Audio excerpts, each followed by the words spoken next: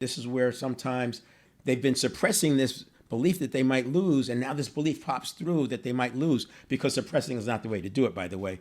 And in that moment, when this belief that is not available to them pops through, then it changes things. And that's what's happening in this cognitive dissonance. In the same way that if someone's working with the person with a phobia, the person has a phobia of snakes, as the person talks about snakes, if the phobia is strong enough, that person, they become the enemy just like the snakes, because they're trying to get this person to touch snakes.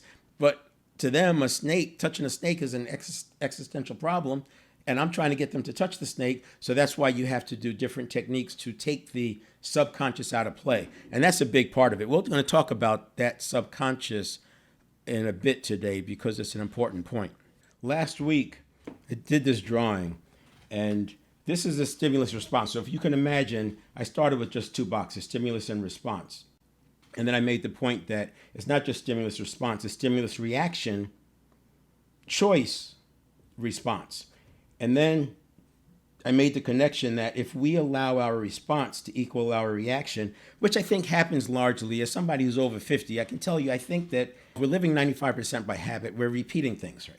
And then because the habit, it fires over and over. And if you know anything about myelin and neurons, you know that with deep practice or intensity or duration or enough repetition, you get myelin wrapped around the neurons, and the neurons fire faster with more strength, precision, and accuracy.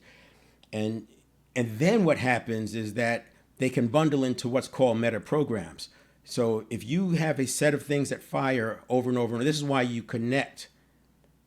In James Clear, Atomic Habits, he talks about connecting the things you want to do with things that you're already doing, because there's a sort of a meta program kind of a view, but you're attaching it to something else that's very strong, very persistent, and it's going to be around for a while because it's become a meta program.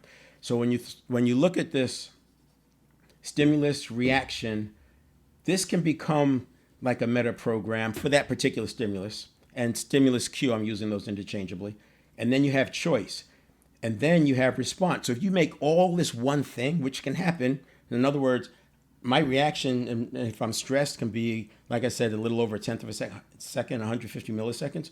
If I'm stressed, that's what happens. If I let that equal my response, because my conscious mind hasn't even come online yet to bring in that logic and that experience and that wisdom, and now I'm deciding, I'm speaking, I'm potentially withdrawing, fight, flight, freeze, or faint. I'm maybe choosing to delay it. Maybe I'm just throwing up my hands and skipping it all together. The challenge with this is not the end of the world if you recognize that your habits are not yourself. Now, you've heard this before. You are not your behaviors. But your behaviors are your personality. So it's like, yeah, but, I don't really get that. If my behaviors are my personality, and my personality is who I am, then how can you say I'm not my behaviors? I can say it like this. Your behaviors are from your habits. That's the 95%. If I'm talking to a person and they say they want to stop smoking cigarettes, but then on the other hand, they keep smoking cigarettes, I cannot look at both of those entities as the same level. The one that says, I want to stop, and I can connect it to they've connected it to their purpose. They're paying to have the work done, whatever. I don't do that kind of work. But if they're paying to have that work done, then I can knowingly say that the person saying, I want to stop, is them. That's who they really are. The entity that's making them smoke is a set of habit patterns. And that entity is a physiological thing. It's a thing. It's not a being. The being is who's saying, I don't want to smoke. The thing is this network of neurons, the synapses, the neurotransmitters, dopamine and serotonin, this chemical cocktail that's working to get them to smoke cigarettes.